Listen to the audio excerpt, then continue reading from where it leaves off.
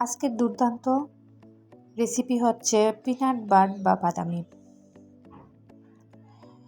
খুব সহজে বাসায় থাকা অল্প কিছু উপকরণ দিয়ে আমরা এই রেসিপি আজকে তৈরি করব।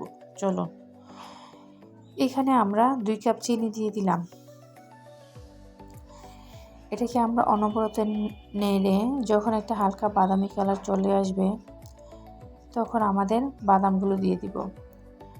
এটাকে আমরা নাড়ার মধ্যে রাখতে হবে যাতে নিচ দিয়ে লেগে না যায়।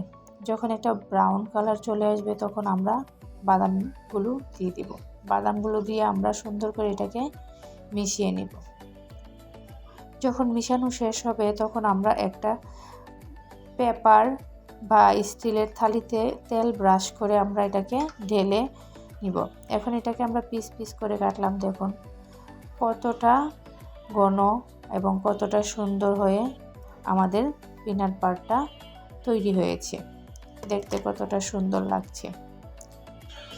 বন্ধুরা, যদি ভিডিওটি ভালো লাগে লাইক এন্ড সাবস্ক্রাইব করতে একদমই ভুলবেন না, যাতে আবার এরকম নতুন নতুন ভিডিও আপনাদের পাশে চলে আসে।